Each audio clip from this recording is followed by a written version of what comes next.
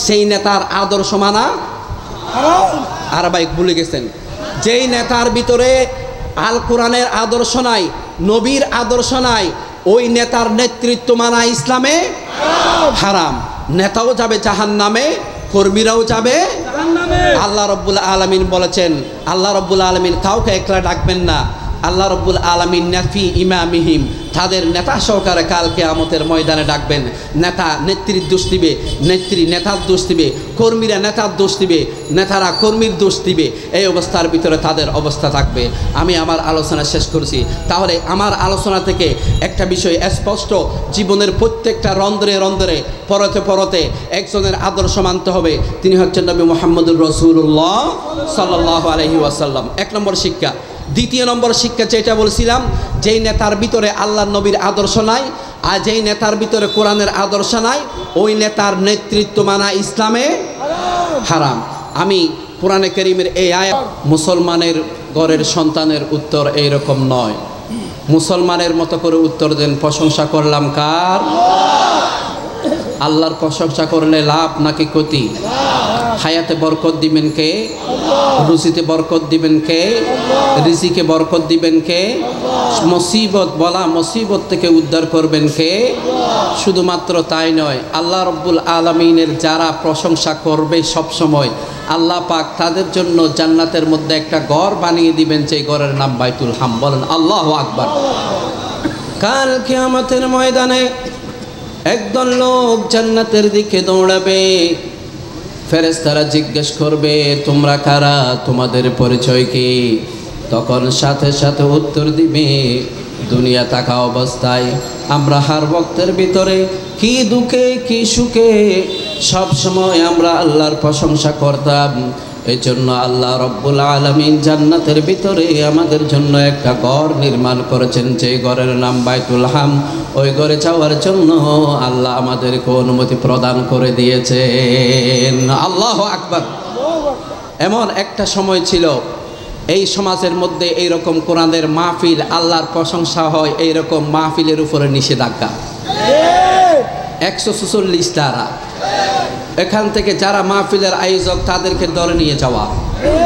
শুধুমাত্র তাই নয়, মাইকওয়ালাদের পর্যন্ত ধরে নিয়ে গিয়ে রিমান্ডে দিয়ে তারপর তারা ক্লান্ত হয় নাই, আয়োজক কমিটিদেরকে দরে দরে এনে রিমান্ড দিয়ে এরপর তাদেরকে বিভিন্ন মেয়াদে সাজা দিয়ে বিভিন্ন সময় কারাগারের মধ্যে নিক্ষেপ করেছে।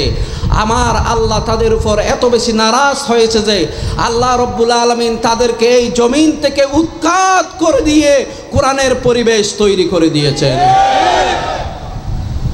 সম্মানিত মুসলমান ভাইয়েরা আমার, এই জন্য সব সময় একজনের প্রশংসা করব, তিনি কে? আল্লাহ।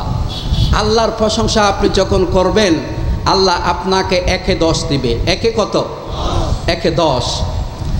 আমি ছোট্ট একটা ঘটনা দিয়ে শুরু করেছি। আলোচক আমাকে এই মহতরম উপস্থাপক একটা সময় নির্ধারণ করে দিয়েছেন। আমি চেষ্টা করব নির্ধারিত সময়ের ভিতরে কিছু গুরুত্বপূর্ণ কথাবার্তা আপনাদের সামনে শেয়ার করার জন্য, ইনশাআল্লাহ। আমি আপনাদেরকে বলছিলাম, 1-এ আল্লাহ কত দিবেন? 10। আল্লাহ রাব্বুল আলামিনের হাবিব বলেন, তা নয়, তার থেকেও বাড়িয়ে দিতে পারে। সুবহানাল্লাহ বলেন না? ভাইরা আমার, ইউসুফ আলাইহিস সালাতু ওয়াস সালাম যখন ক্ষমতার মসনদে দেশের মধ্যে দুর্ভিক্ষ দেখা দিল, তিনি মন্ত্রী, এমত অবস্থার ভিতরে বিভিন্ন জায়গার মধ্যে ত্রাণ বিতরণ হচ্ছে। ত্রাণ বিতরণ যখনই হচ্ছে, ইউসুফ আলাইহিস সালাতু ওয়াস সালাম নিচে এক জায়গার মধ্যে গিয়ে ত্রাণ বিতরণ করছিলেন। একজন লোক আসলো, এসে বললেন, আমাকে দেন। ইউসুফ আলাইহিস সালাতু ওয়াস সালাম তাকে একবার দিলেন, বলেন যে কি না হয় নাই, আমাকে আরও দাও। আরও একবার দিলেন, বলেন যে কি হয় নাই, আরও দাও। আরও একবার দিলেন, কয়বার হলো?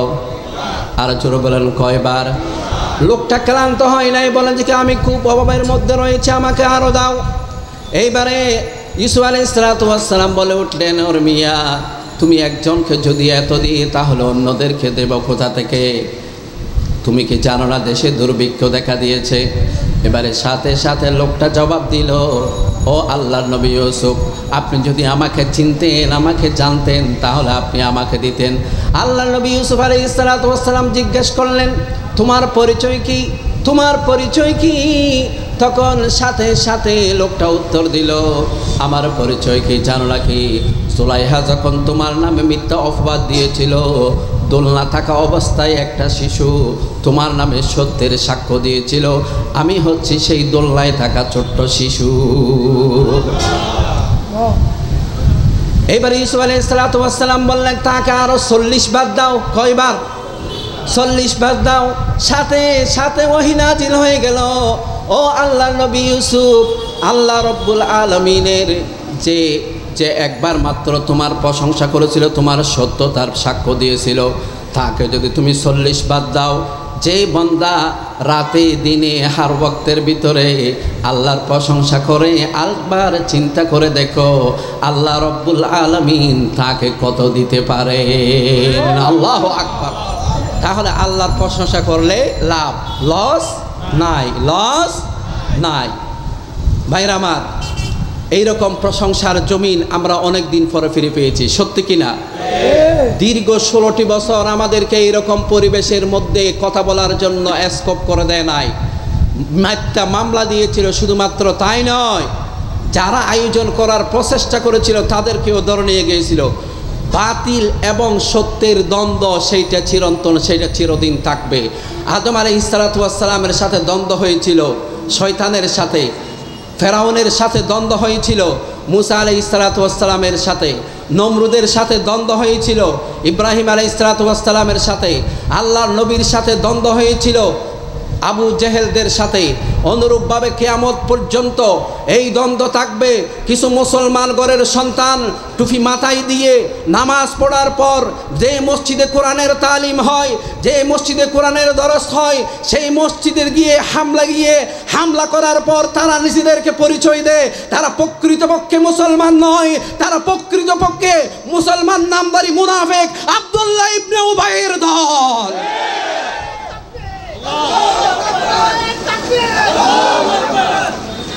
সম্মানিত ভাইরা আমার, হক এবং সত্যের দ্বন্দ্ব চিরন্তন, এইটা থাকবে। আমরা আজকের মাহফিলে যারা আয়োজন করেছেন তাদেরকে একটা ধন্যবাদ দিচ্ছি, যারা এত সুন্দর আয়োজন করছেন কোরআন হাদিসের কথা বলার জন্য। আমি আপনাদের সামনে কোরআনে কারীম থেকে ছোট্ট একটি সূরা আহজাবের ছোট্ট আয়াতের একটি অংশ তেলাওয়াত করেছি। চেষ্টা করব খুব সংক্ষেপে আমি এই বিষয়ে কিছু কথা বলার জন্য। তার পূর্বে আমি আপনাদেরকে বলতে চাই, কোরআন যে কত বড় একটা নিয়ামত। আল্লাহ রব্বুল আলামিন যে সমস্ত বিষয়ের উপরে ঈমান আনার জন্য বলেছেন, তৎমধ্যে একটি বিষয় হচ্ছে কোরআন। একটি বিষয় কি? কোরআন। কোনো বান্দা যদি কোরআনে কারীমের একটি আয়াতকে নয়, একটি অক্ষরকে অস্বীকার করে, তাহলে ওই বান্দার কখনো ঈমান থাকে না। আজ আমরা আমাদের ভাইদেরকে কোরআন দিয়ে ডাকি, তখন কিছু ভাই নামাজওয়ালা, টুফিওয়ালা, দাড়িওয়ালা, সিয়াম পালন করনেওয়ালা, কিছু লোক কোরআনের দিকে যখন ডাকি, আল্লাহর আইনের দিকে যখন ডাকি, আল্লাহর আইন জমিনের মধ্যে প্রতিষ্ঠা করার জন্য যখন তাদেরকে আহ্বান করি, তখন তারা পিছনের দিকে বেগে যায়। আছে নাকি নাই? আল্লাহ রব্বুল আলামিন ওই সমস্ত বান্দাদের পরিচয় দিচ্ছেন, وَإِذَا قِيلَ لَهُمْ تَعَالَوْا إِلَى مَا أَنزَلَ اللَّهُ وَإِلَى الرَّسُولِ رَأَيْتَ الْمُنَافِقِينَ يَصُدُّونَ عَنكَ صُدُودًا। ও নবী, যখন তাদেরকে ডাকা হয়, আসো কোরআনের দিকে, আসো কোরআনের আইনের দিকে, মুহাম্মদ সাল্লাল্লাহু আলাইহি ওয়াসাল্লামের উপরে যা নাজিল করা হয়েছে তার দিকে আসো, জমিনের মধ্যে কোরআন প্রতিষ্ঠার জন্য আসো, তখন দেখা যাবে একদল দাড়িওয়ালা, টুপিওয়ালা পিছনের দিকে বেগে যায়। কোরআন হাদিসের কথাবার্তাগুলো তারা শুনতে রাজি নয়, তারা তাদের নেতার আদর্শ জমিনে বাস্তবায়নের জন্য রাজি। আল্লাহ রব্বুল আলামিন বলেন, তাদের পরিচয় কি জানো নাকি? রাআইতাল মুনাফিকিন, তারা মুনাফিক। নবী দেখবেন মুনাফিক যারা, তারা পিছনের দিকে বেগে যায়। আল্লাহু আকবার। তাহলে কোরআনে কারীমের একটি অক্ষরের প্রতিও যদি কোনো কেউ বিদ্বেষ পোষণ করে বা অস্বীকার করে, পরোক্ষভাবে হোক প্রত্যক্ষভাবে হোক, ওই বান্দার ঈমান কোনো অবস্থায় থাকে, ওই বান্দার নামাজ, রোজা, হজ, যাকাত কোনো কিছুই আল্লাহর দরবারে কবুল হবে না। আল্লাহ রব্বুল আলামিন কোরআন কারীম সম্পর্কে জিজ্ঞেস করবেন, প্রত্যেককে জিজ্ঞেস করবেন। আল্লাহ রাব্বুল আলামিন বলেছেন, ফালানাস আলান্নাল্লাযীনা উরসিলা ইলাইহিম ওয়ালানাস আলান্নাল মুরসালিন। আল্লাহ রাব্বুল আলামিন প্রত্যেককে জিজ্ঞেস করবেন, কোরআন পড়েছো কিনা, কোরআন জেনেছো কিনা, কোরআন অনুযায়ী আমল করেছো কিনা, কোরআন সমাজে প্রতিষ্ঠার জন্য প্রচেষ্টা করেছো কিনা। আল্লাহ রাব্বুল আলামিন প্রত্যেককে জিজ্ঞাসাবাদ করবেন। যখন দেখা যাবে কোরআন পড়ো নাই, দুনিয়ার বড় বড় আপনার সার্টিফিকেট অর্জন করেছো কিন্তু কোরআন পড়ো নাই, তখন আল্লাহ রাব্বুল আলামিন অর্ডার করবেন, এদেরকে ধরো, এদেরকে অ্যারেস্ট করো। অ্যারেস্ট করা হবে। কি করা হবে? অ্যারেস্ট করা হবে। অ্যারেস্ট করার পর এইবারে ফেরেশতারা সর্বপ্রথম তার মুখের উপরে ঘুষি মারবেন। কোথায় মারবেন? কথা বলা লাগবে। কোথায় মারবে? মুখের উপরে ঘুষি মারবেন। মুখের উপরে যখন ঘুষি খাবে তখন এরপর ছেলাবেলা খেয়ে যাবে। এরপর আল্লাহকে বলবেন, ও আল্লাহ, আমি তো দুনিয়া থাকা অবস্থায় আমি তো নামাজ পড়েছিলাম, আমি তো রোজা রেখেছিলাম, আমি তো হজ করেছিলাম, আমার আমল নামা দেখেন না, কত কত আমল আমার আমল নামার ভিতর রয়েছে। আল্লাহ রাব্বুল আলামিন বলবেন, তোর একটা আমলও আজ আমি মেপে দেখব না। কোরআনে কারীম সাক্ষী দিচ্ছেন, সেদিন তারা কি বলবে? আল্লাহ রাব্বুল আলামিন সেই কথাটা বলে দিয়েছেন, ফালা নকিমু লাহুম ইয়াউমাল কিয়ামাতি ওয়াজনা। আল্লাহ রাব্বুল আলামিন বলে দিচ্ছেন, সেদিন তাদের নামাজ দোয়া তাদের মুখের দিকে ছুড়ে দেওয়া হবে শুধুমাত্র কোরআন না মানার কারণে। বলেন আল্লাহু আকবার। এই জন্য আমাদের জীবনে আমরা প্রত্যেকটা ফরতে ফরতে কোরআন কারীমকে মানতে রাজি ইনশাআল্লাহ। বাইরে আমার, আপনি দুনিয়ার যে পার্টি করেন না কেন, আপনি দুনিয়ার যেই নেতার আদর্শ মানেন না কেন, ওই নেতা ওই পার্টি আপনাকে বলতে পারবে না আমার দল করো জান্নাতে যেতে পারবে, আমার পার্টি করো আমার নেতার আদর্শ মানো জান্নাতে যেতে পারবে। কিন্তু একটি মাত্র বিষয় যার গ্যারান্টি দিচ্ছেন আল্লাহর রাসূল নিজে, যে ব্যক্তি কোরআনের সাথে সম্পর্ক রাখবে আল কোরআন তাকে টেনে টেনে জান্নাতে নিয়ে যাবে। আল্লাহু আকবার। জামাতে ইসলামী সেই কোরআনের প্রোগ্রাম করে, কোরআনের দরস করে, কোরআন হাদিসের দরস করে। আমরা সব সময় সেগুলো জানি এবং দেখি। নোয়াখালীতে কিছুদিন পূর্বে, গত কয়েকদিন পূর্বে কোরআনের দরস হচ্ছে, তফসির মাহফিল হচ্ছে। এমত অবস্থার ভিতরে মসজিদের ভিতরে একদল গিয়ে হামলা করেছে, রক্তাক্ত করে ফেলছে। যে খতিব, যে প্রিন্সিপাল কোরআনের দরস দেওয়ার জন্য গেছেন তাকে ওমরে লাশ বানিয়ে দেওয়া হয়েছে। ভাইরা, আমরা এইরকম উত্তপ্ত জমি চাই না। আমি তোমাদেরকে কোরআন দিয়ে ডাকছি, আপনাদেরকে কোরআন দিয়ে ডাকছি, হাদিস দিয়ে ডাকছি, দুনিয়াবি কোনো আদর্শ দিয়ে আমরা তোমাদেরকে ডাকি না।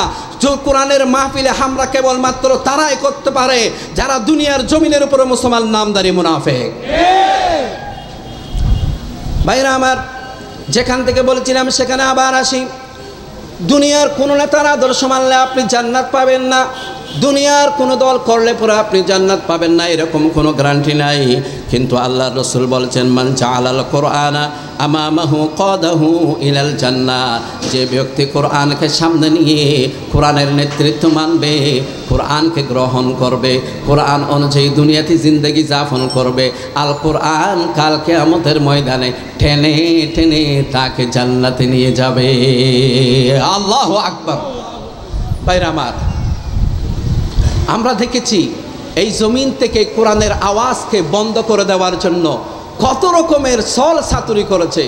কোরআনের পাখি আল্লামা দেলোয়ার হোসেন সাইদিকে আপনার ডাক্তারখানার ভিতর নিয়ে গিয়ে, হাসপাতালের ভিতর নিয়ে গিয়ে ইনজেকশন পুশ করে কোরআনের মুফাসসিরকে, কোরআনের পাখিকে হত্যা করেছে। ওরা চিন্তা করেছিল এদেরকে হত্যা করলেই এই জমিনের মধ্যে আর কোরআনের আওয়াজ তোলার কেউ থাকবে না। রামদাসদের গোলামরা জেনে নাও, আজ কোরআনের পাখির প্রত্যেকটা রক্তের ফোঁটার বিনিময়ে এই জমিনের প্রত্যেকটা পরতে পরতে রন্ধ্রে রন্ধ্রে কোরআনের মাহফিল করার জন্য লোক তৈরি হয়ে গেছে।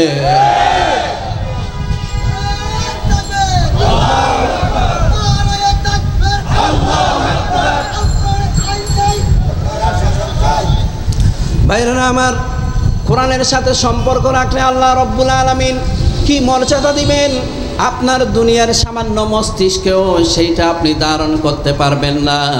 মা আয়েশা সিদ্দিকা রাদিয়াল্লাহু তাআলা আনহা থেকে বর্ণিত হাদিস, আল্লাহর হাবিব সাল্লাল্লাহু আলাইহি ওয়াসাল্লাম বলেন, ক্বালা রাসূলুল্লাহ সাল্লাল্লাহু আলাইহি ওয়াসাল্লাম, আল মাহিরু বিল কুরআন মা'আস সাফরাতিল কিরামিল বারারা।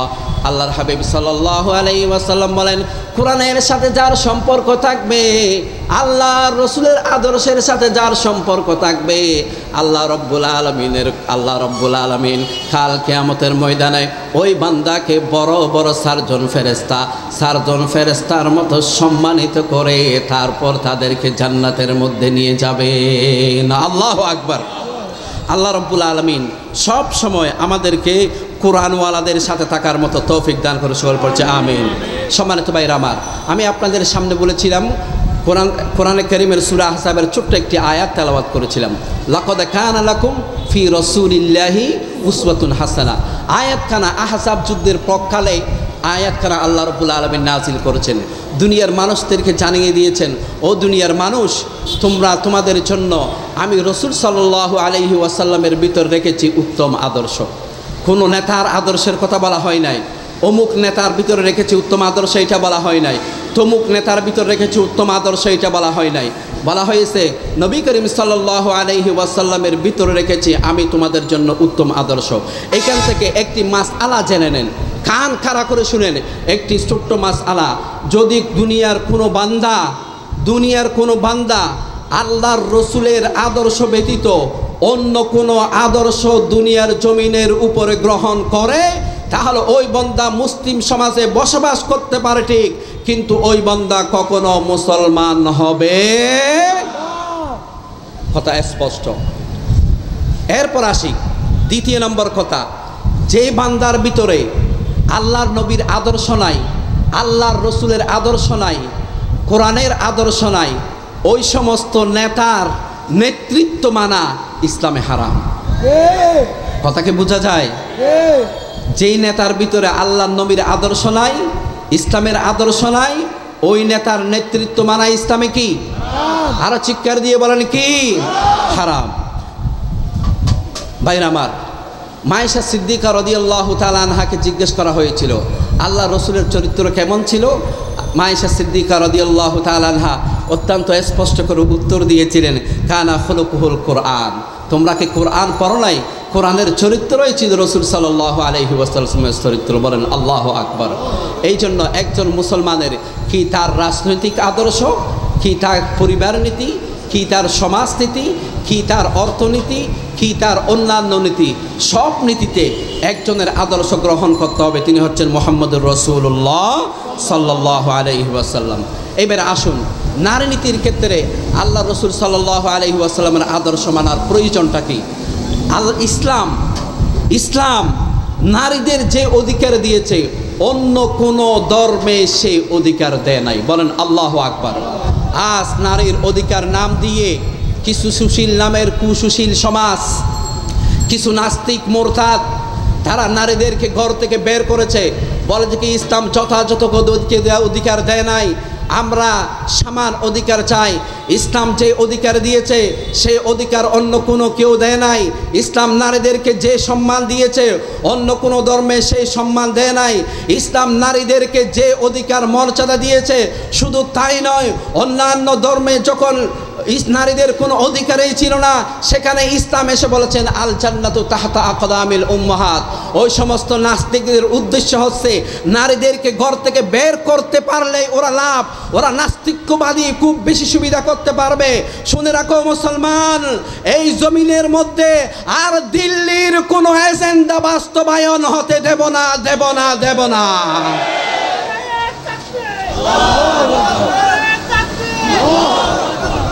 তাহলে নারীনীতির ক্ষেত্রে আদর্শ মানতে হবে নবী মুহাম্মদুর রাসূলুল্লাহ সাল্লাল্লাহু আলাইহি ওয়াসাল্লামের। এরপর পরিবারের আদর্শের ক্ষেত্রে, আপনার পরিবারের আদর্শের ক্ষেত্রে রাসূল সাল্লাল্লাহু আলাইহি ওয়াসাল্লামের আদর্শ মানতে হবে। যদি কেউ কোনো পরিবারে আল্লাহর নবীর আদর্শ না মানে, তাহলে ওই বান্দার পরিবার সুন্দর করে চলতে পারবে ঠিক, কিন্তু কিয়ামতের ময়দানে আল্লাহর দরবার আটকে যাবে। সময় তো সংক্ষিপ্ত, সময় তো নাই, তাহলে ছোট্ট একটি ঘটনা বলতাম, সময় তো কম, ফুরিয়ে গেছে। সম্মানিত ভাইরা আমার, তাহলে পরিবার নীতির ক্ষেত্রে আদর্শ মানতে হবে নবী মুহাম্মদুর রাসূলুল্লাহ সাল্লাল্লাহু আলাইহি ওয়াসাল্লামের। সমাজ নীতির ক্ষেত্রে আদর্শ মানতে হবে নবী মুহাম্মদুর রাসূলুল্লাহ সাল্লাল্লাহু আলাইহি ওয়াসাল্লামের। এই ক্ষেত্রে আল্লাহ রাব্বুল আলামিন কোরআনে কারীমের মধ্যে বলেছেন, কু আনফুসাকুম ওয়া আহলিকুম নারা, তোমরা নিজেরা জাহান্নাম থেকে বাঁচো এবং অপরকে জাহান্নাম থেকে বাঁচাও। আমরা একটু দরুদ শরীফ পড়ি, আল্লাহুম্মা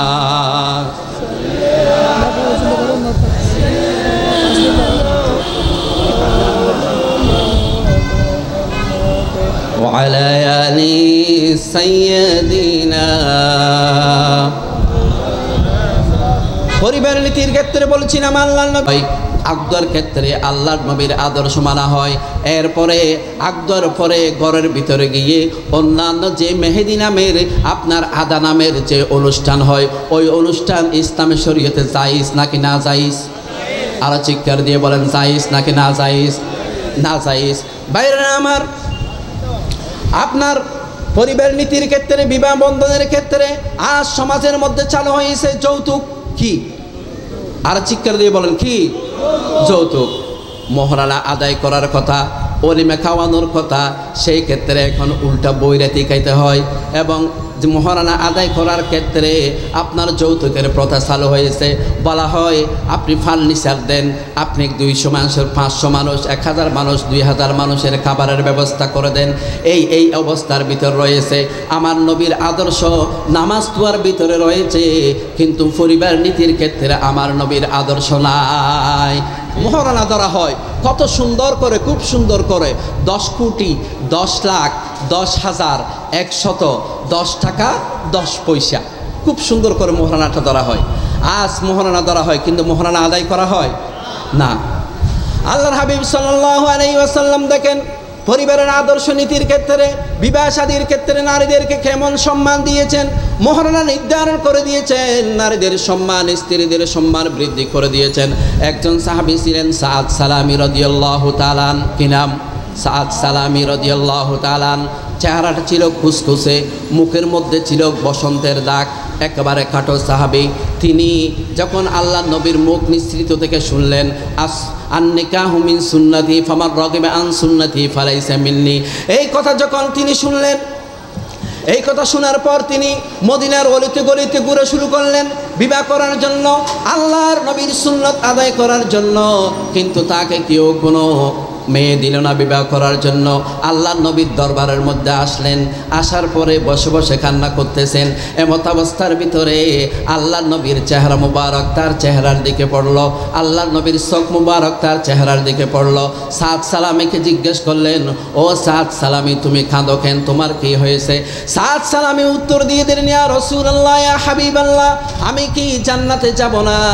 আল্লাহর রাসূল জিজ্ঞেস করলেন, কি হয়েছে, তুমি জান্নাতে যাবে না কেন? আমার রক্ত ঝরা দিন ইসলামকে তুমি গ্রহণ করো নাই? বলে দিকে, হ্যাঁ ইয়া রাসূলুল্লাহ, আজ থেকে 10 মাস আগে আপনার রক্ত ঝরা দিন ইসলামকে গ্রহণ করেছি। এইবারে জিজ্ঞেস করলেন, তাহলে তুমি কান্না করছো কেন? ইয়া রাসূলুল্লাহ, আপনি বলছেন নাকি আপনার সুন্নত, এই সুন্নত তো আমি আদায় করতে পারি নাই, আমি কেমনে জান্নাতে যাব?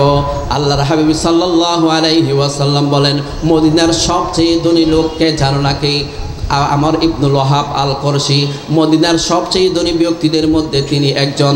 যাও তার কাছে, যাও তার কাছে গিয়ে বলবে, আমি রসুল তোমাকে পাঠিয়েছি।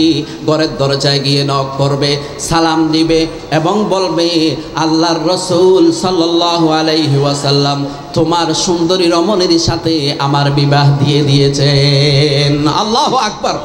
এখন প্রশ্ন আসতে পারে, আল্লাহর রসুল কি কাউকে এইভাবে বিবাহ দিতে পারেন, এইভাবে কথা বলতে পারেন? আল্লাহর রসুল যেদিন মেরাজের মধ্যে গেলেন, যে 7 তবক পার করে 7 আসমান ভেদ করে আরশে আজিমে গিয়ে যখন তিনি আল্লাহর রসুল দাঁড়ালেন, সেই দিন আল্লাহর রসুলের পায়ের নিচে আল্লাহ রব্বুল আলামিন সমস্ত জান্নাত এবং দুনিয়ার সব কিছু আল্লাহর রসুলের পায়ের নিচে আল্লাহ রব্বুল আলামিন হাদিয়ে দিয়ে দিয়েছেন। বলেন আল্লাহু আকবার। সাদ সালামী রাদিয়াল্লাহু তাআলা আনহু আমর ইবনুল ওয়াহাব আল করশির ঘরের মধ্যে গেলেন, ঘরের দরজায় গিয়ে নক করলেন, ঘরের দরজা খোলা হলো। আমর ইবনুল ওয়াহাব আল করশি দরজা খুললেন, দরজা খোলার সাথে সাথে সাদ সালামী সালাম দিলেন। সালাম দেওয়ার পরে এবারে বললেন, আল্লাহর রসুল আমাকে পাঠিয়েছেন, তোমার সুন্দরী রমণীর সাথে আল্লাহর রসুল আমার বিবাহ দিয়ে দিয়েছেন। আল্লাহু আকবার। এই কথা শোনার সাথে সাথে সাদ সালামি রাদিয়াল্লাহু তাআলা আনহুর চেহারা মুবারক একবার তার সামনে আসে, আবার তার মেয়ের চেহারা মুবারক তার সামনে আসে। এইটা আল্লাহ রসুল করলো কেমনে? এইটা তো 19 এবং 20 এইরকম না, এইটা তো আকাশ এবং জমিন যেই রকম তফাৎ সেই রকম তফাৎ। এইটা করলেন কেমনে আল্লাহ রসুল? ঘর দরজা দাম করে বন্ধ করে দিলেন, সাদ সালামিকে তাড়িয়ে দিলেন। ঘরের ভিতরে থেকে আওয়াজ আসলো, তার মেয়ে কান পেতেছিলেন, তার মেয়ে বলল ঘরের দরজা বন্ধ হওয়ার সাথে সাথে, ইয়া আবাতা, ও আমার পিতা, আপনাকে কে অধিকার দিয়েছে আল্লাহর রসুল যাকে আমার জন্য বর হিসেবে পাঠিয়েছেন তাকে তাড়িয়ে দেওয়ার অধিকার আপনার নাই? বলেন আল্লাহু আকবার। আজ জমিনের মধ্যে যত্রতত্র আল্লাহর রসুলের বিরুদ্ধে কথা হয়। আর এমন সময় ছিল আল্লাহর রসুলের বিরুদ্ধে কথা বলার কারণে এই দেশে যখন মিছিল হয়েছে, মিটিং হয়েছে, যারা মিটিং করেছে, নেতৃত্ব দিয়েছিল, তাদেরকে ধরে ধরে অ্যারেস্ট করে তাদেরকে নিয়ে যাওয়া হয়েছিল। আজ জমিন উল্টো হয়ে গেছে। আল্লাহর রসুলের বিরুদ্ধে যারা এক সময় করেছিল, আজ তাদেরকে আল্লাহ রব্বুল আলামিন জেলের ভিতরে ফাঁসা বন্ধ ভাত খাওয়াচ্ছে।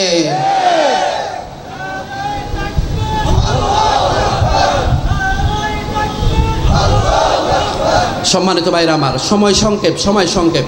সাদ সালামি রাদিয়াল্লাহু তাআলা আনহু চলে আসলেন, পিছনে আমর ইবনুল ওয়াহাব আল কুরশিও আসলেন।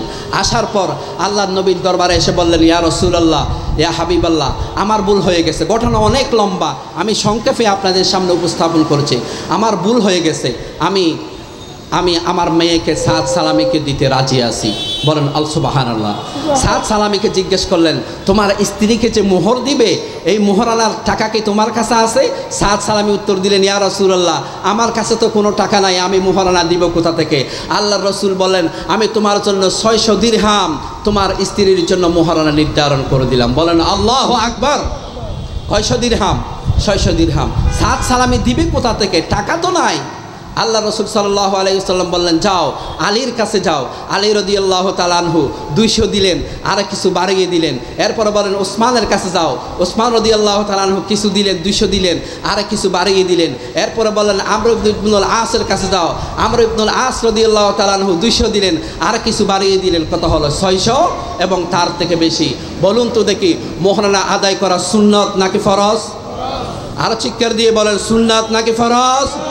যৌতুক নেওয়া সুন্নত নাকি হারাম? আর চিৎকার দিয়ে বলেন, যৌতুক নেওয়া হারাম নাকি সুন্নত? কারা কারা যৌতুকের বিরুদ্ধে হাত উঠিয়ে আল্লাহকে দেখাও। বলেন আল্লাহ। আল্লাহকে বলেন, হে আল্লাহ, যৌতুকের দ্বার কাছেও যাব না। আমিন। হাত নামান। এখন দেখা যাচ্ছে অনেক মুরব্বীরা স্টেজের মধ্যেও অনেক মুরব্বীরা সামনেও অনেক হাত উঠাইছে। আজকে তো বাড়িতে গেলেই ধরবে, জিজ্ঞেস করবে কি যৌতুক নিবে না বলছো, হাত উঠাইছো, যৌতুক নিবে নাকি, বিয়ে টিয়ে করার নিয়ত আছে নাকি? আজকে আবার জিজ্ঞেস করবে। অর্থাৎ ছেলের জন্য নিব না, মেয়ের জন্য দিব না। আমি পরিবারের নীতির ক্ষেত্রে, নারী নীতির ক্ষেত্রে, আল্লাহ নবীর আদর্শের ক্ষেত্রে আমি হাদিস কানেছিলাম। এতটুকুনের ভিতরে আমি সীমাবদ্ধ শেষ করে দিচ্ছি। রসুল সাল্লাল্লাহু আলাইহি ওয়াসাল্লাম একজন গরিব সাহাবীকেও পর্যন্ত মোহরানা আদায়ের জন্য নির্ধারণ করে দিলেন। যে পরিবারের ভিতরে আল্লাহ নবীর আদর্শ আছে সেই পরিবারের উপর রহমত নাজিল করবেন তিনি কে? এরপর আসেন, রসুল করিম সাল্লাল্লাহু আলাইহি ওয়াসাল্লামের আদর্শ সবাইকে মানতে হবে, না মানলে গুনাহগার হবে। একটি কিতাব আছে আদাবুল মুফরাদ। এই কিতাবের মধ্যে আছে মারা যাওয়ার পরে 6 শ্রেণীর মানুষকে আল্লাহ রব্বুল আলামিন বিনা হিসাবে জাহান্নাম দিবেন। কয় শ্রেণী? 6 শ্রেণীর মানুষকে আল্লাহ রব্বুল আলামিন মারা যাওয়ার সাথে সাথে জাহান্নাম দিবেন। তাদের মধ্যে এক ব্যক্তি হচ্ছে ওই ব্যক্তি যে ব্যক্তির আদর্শ আল্লাহর নবীর আদর্শ নয়। যে ব্যক্তির আদর্শ আল্লাহর নবীর আদর্শ নয়। এবারে আসুন, আমি আমার আলোচনার ইতি টানছি। ইতি টানার পূর্বে কিছু নেতা নেত্রী নিয়ে কথা বলা দরকার। জাবির আদর্শ নাই বলছিলাম, সেই নেতার আদর্শ মানা আর ভাই ভুলে গেছেন। যেই নেতার ভিতরে আল কোরআনের আদর্শ নাই, নবীর আদর্শ নাই, ওই নেতার নেতৃত্ব মানা ইসলামে হারাম। নেতাও যাবে জাহান্নামে, কর্মীরাও যাবে জাহান্নামে। আল্লাহ রব্বুল আলামিন বলেছেন, আল্লাহ রব্বুল আলামিন কাউকে একলা ডাকবেন না। আল্লাহ রব্বুল আলামিন নাফি ইমামিহিম, তাদের নেতা সহকারে কাল কিয়ামতের ময়দানে ডাকবেন। নেতা নেত্রীর দোষ দিবে, নেত্রী নেতার দোষ দিবে, কর্মীরা নেতার দোষ দিবে, নেতারা কর্মীর দোষ দিবে। এই অবস্থার ভিতরে তাদের অবস্থা থাকবে। আমি আমার আলোচনা শেষ করছি। তাহলে আমার আলোচনা থেকে একটা বিষয় স্পষ্ট, জীবনের প্রত্যেকটা রন্ধ্রে রন্ধ্রে পরতে পরতে একজনের আদর্শ মানতে হবে। তিনি হচ্ছেন নবী মুহাম্মদুর রাসূলুল্লাহ সাল্লাল্লাহু আলাইহি ওয়াসাল্লাম। এক নম্বর শিক্ষা। দ্বিতীয় নম্বর শিক্ষা যেটা বলছিলাম, যেই নেতার ভিতরে আল্লাহর নবীর আদর্শ নাই আর যেই নেতার ভিতরে কোরআনের আদর্শ নাই, ওই নেতার নেতৃত্ব মানা ইসলামে হারাম। আমি কোরআনে কারীমের এই আয়াতকে সামনে রেখে এই দুইটা বিষয় আমি আপনাদের সামনে উপস্থাপন করেছি। আল্লাহ রাব্বুল আলামিন আমাদের সবাইকে আল্লাহ নবীর আদর্শ অনুযায়ী দুনিয়াতে জিন্দেগি যাপন করার তৌফিক দান করে। সবার পড়ছে আমিন। ওয়া আখির দাওয়ানা আলহামদুলিল্লাহি রাব্বিল আলামিন। আসসালামু আলাইকুম ওয়া রাহমাতুল্লাহি ওয়া বারাকাতুহু।